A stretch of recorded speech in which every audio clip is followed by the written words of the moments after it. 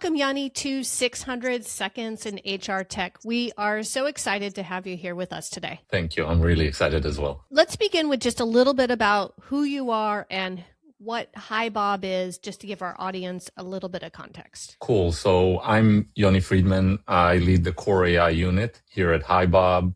I've been in the intersect of HRTech and AI for B2B for the past decade plus. At HiBob, I am building, or my team is building, the AI platform that is present across the different modules that we offer. As a reminder, HiBob is, for the past decade, have been leading HRIS for our triple M clients, which means mid-size, multicultural, and modern. In the past few years, we've also added payroll as well as financial planning and analysis capabilities. And so we're expanding our suite. And the AI core team, again, building the platform to identify every part of our offering. So let's dig right into AI, and particularly AI in the small and medium-sized business market where HiBob has a large customer base. So our observation, and you feel free to push back on it, is that the SMB market in general tends to be not as ready of an AI buyer as in some other markets. And so can you share how you are approaching that market with AI, and maybe even a specific example of an SMB that came in skeptical and is now using Bob AI, and what changed for them? Yeah. So first, I agree with the observation. I think that for years and years, while SMBs might have had the appetite to adopt more complex solutions, advanced technologies, or different capabilities that that larger companies have, wasn't as big. I feel like that observation is not as clear anymore. With Gen AI, the ability to build new things, implement new capabilities, and even run change management to a certain extent has shortened. And with it, I think the appetite has grown. And so we are seeing a pull from small clients to do things that typically clients that were 10x the size were afraid of doing. Having said that, the average SMBs are still very cautious, whether that's because they're price sensitive and they're trying to get only what they need, or because they're constrained on resources and they don't have the time to even make the bet of, can I transform the way that I do something? We have, I would say, one kind of big advantage right now, which is that most of the AI that we offer is part of our offering. This is a strategy that we're taking that is both self-serving. We want to see how our clients are using the AI. We want to learn what are the things that are important to them. And we want to see adoption based on value gained, not on frugality, if that makes sense. The other thing is, and because of that, our SMB clients didn't have the kind of the access barrier. The areas where they adopt are typically where everybody else adopts, which is high volume, typically not that high complexity or low complexity challenges, whether it's everything related to the top of the funnel for hiring purposes, whether it's handling unstructured data coming from talent management and talent development activities. Those are the areas where we see them adopt the most, again, in very high correlation to our larger clients. Because of the nature of our clients, we have a lot of startups, 20 people, 50 people, 100, 200. They are doing unbelievable things in their practices, and they are asking us to play along. And so actually some of the most mind-blowing requirements and capabilities that we're kind of incubating with small clients, with small groups of clients, are happening with SMBs. So for us, I don't know, I have a hope that these will be the companies of the future. 100, 200, 300 people. So eventually they will adopt AI like the rest. Yeah. So you mentioned a couple of times that some of these smaller companies are doing really amazing things. Can you share any of those? Yeah. So the first thing that we're seeing is a very heavy pull towards connecting to our via MCP to our platforms. Yep. So performance cycles that ended just a few months ago in a lot of our clients, we saw clients pulling data from HiBob, but also pulling data from client calls in Gong, from CRMs, from Salesforce, from ERPs, from other data sources, their knowledge management systems, and trying to get a holistic view of what their employees have done over the relevant respective period. It's a mixture of looking at structured, unstructured audio data, and getting to insights, and then in some cases even pushing it back into HiBob and aligning it to our goals generation. So that's one thing that we've seen that was great. So when they're pulling those data together, they're doing that in a separate system, like a BI tool or a Snowflake, or maybe one of our multi-source analysis platforms like a One Model or a Visio or a Cruncher, something like that, and then they're pushing some of that back into Bob. Is that correct? Yeah, so the systems where they do it are actually typically foundational model agents, right? So in Claude or in ChatGPT or in some of those systems, again, they're kind of skipping, right? Especially if we're thinking about SMBs, they don't have the BI tools, or what they have are typically, very simple implementations of those. So they're shortcutting the entire kind of tech stack approach that larger clients have, and they're just trying to solve everything from a foundational agent. Pushing the data back is what we're seeing and we're pushing towards, because we believe that managing these processes from HiBob makes a lot of sense for the experts, for the SMEs. Our hope is that we'll be able to get Bob Companion, our harness, our main agent, to the same quality that you get from Claude or ChatGPT in this context. So those activities in the future will be done within HiBob. We're actually seeing good progress in that direction, but again, it's a tall order to serve. Yeah. So in that vision, would the data from these other sources come into HiBob? It's a really good question, and I don't know if there's one answer here. I think it really depends on the client and what they want to do.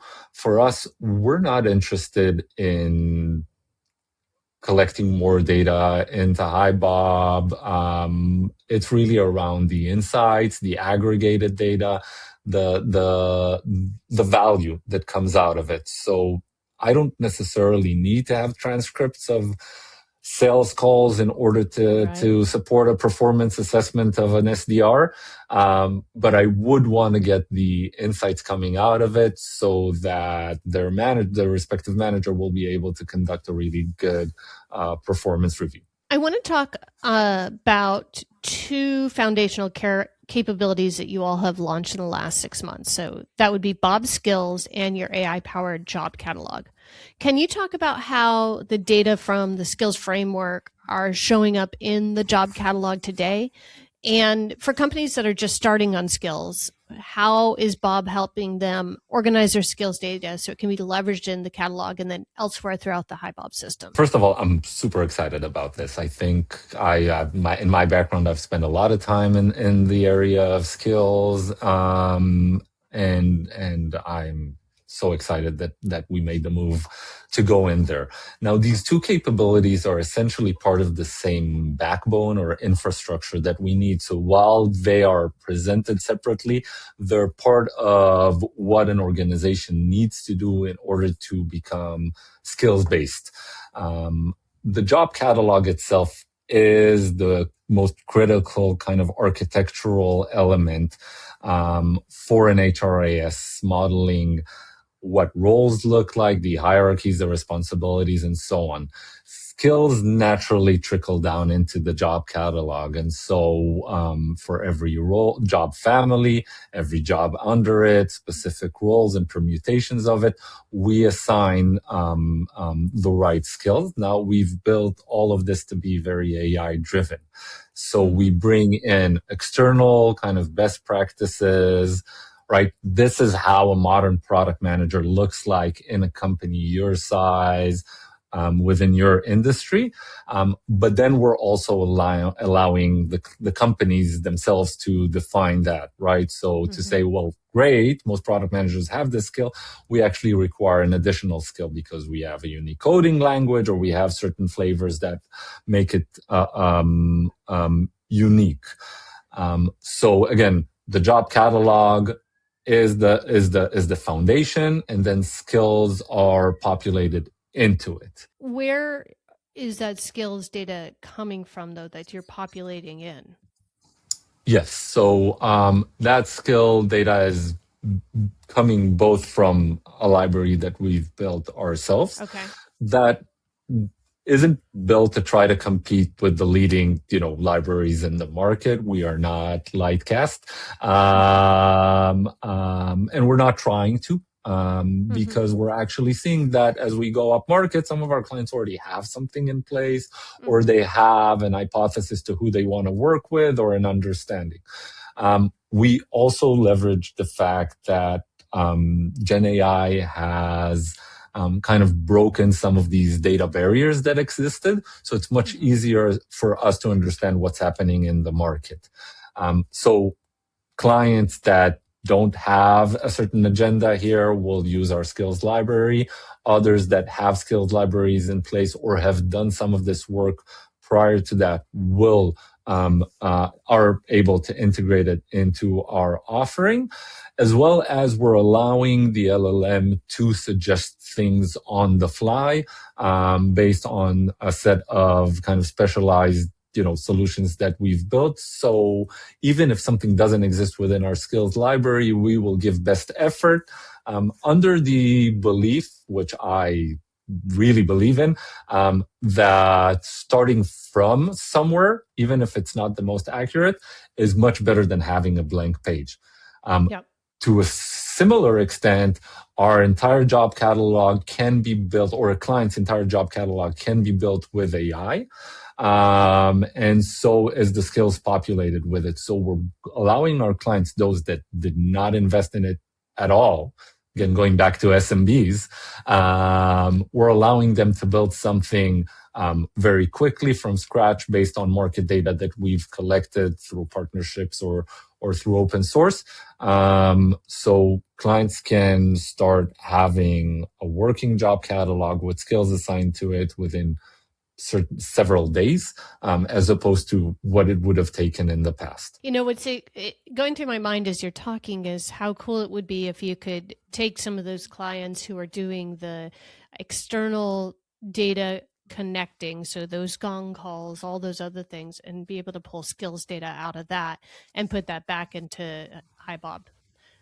So is that something you're considering being able to do? We are definitely considering the pulling part. What we're actually seeing is that a lot of these vendors are already investing in it, right? Salesforce, Gong, they're going into the world of performance for their users, right? They want to provide sales leaders insights into how their SDRs, their AEs, their solution consultants are performing. So those insights around what are the trending skills, capabilities, traits that are required are already there. And yes, we definitely want to pull them in. This is also going back to a philosophy that says we are not trying to cover the entire world of work. We're not the experts in sales or marketing or manufacturing. We are the experts in HR, payroll, and finance, but because these areas oversee a lot of different functions, we want to bring in the really unique data that is being created in those specialized systems so that HR gets a seat at the table in all the discussions. This is honestly, for the last decade, has been my personal mission, to turn HR into a relevant, critical stakeholder in every strategic conversation. Wonderful. Yoni, I know we had all sorts of other questions, but there's only so much time. And I talk too much.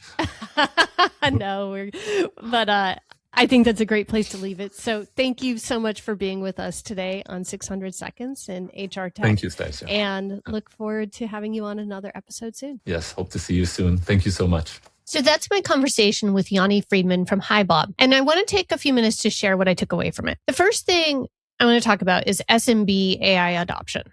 At Red Thread, our research finds that SMBs are often where innovation happens first. They have fewer constraints, more flexibility, and less institutional inertia to overcome. That's consistent with what Yoni described. He's seeing SMBs do things that companies 10 times their size have been reluctant to try. And he said that part of the reason for that was structural. Because HiBob built AI into the core offering, the access barrier was removed. I think we're going to see this more and more across organizations, particularly as HR tech providers start playing around with how they're going to monetize AI, consumption-based models, et cetera. HR tech organizations that build AI into their offering will tend to see higher AI pickup.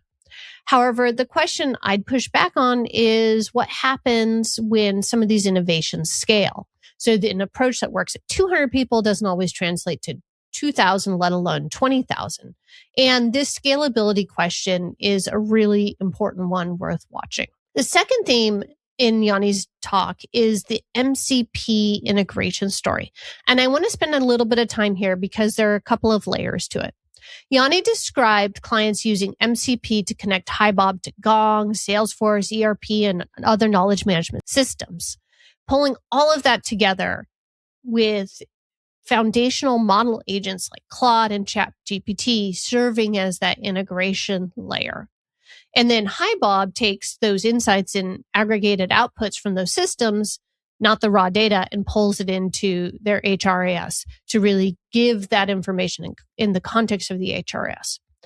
But while this is interesting, it raises some concerns for me, and particularly around security and compliance. We all know that HR data is highly sensitive, and we need to be really careful before putting any data into any sort of LLM for a whole bunch of reasons. One is around security and compliance and privacy, also around basic legality. Is it able to be GDPR and EU AI Act compliant? And if it isn't, are we only putting in data with regard to employees where that may be acceptable? The other thing is, we all know that our LLMs, as much better as they are not necessarily immune to hallucinating. And so we need to make sure that there's a way to double check that analysis.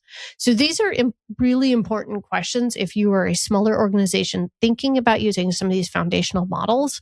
Before you go there, really work with your legal and compliance team as well as your people analytics team to make sure that the work you're doing is kosher, as it were. Finally, the job architecture. So he used the term job catalog. I use job architecture because that is what I tend to see more of. You can't do skills-based work without making sure that you actually understand the roles that are within your organization today, even if hypothetically you were moving away from roles and towards more of a focus on work. That's a different conversation. But what I liked is that HiBob is trying to help organizations get moving quickly and get them a working job architecture with skills assigned within just days. Now, that is a approach that can work on a smaller scale with the organizations that HiBob tends to work with. With bigger organizations, that's certainly going to take longer.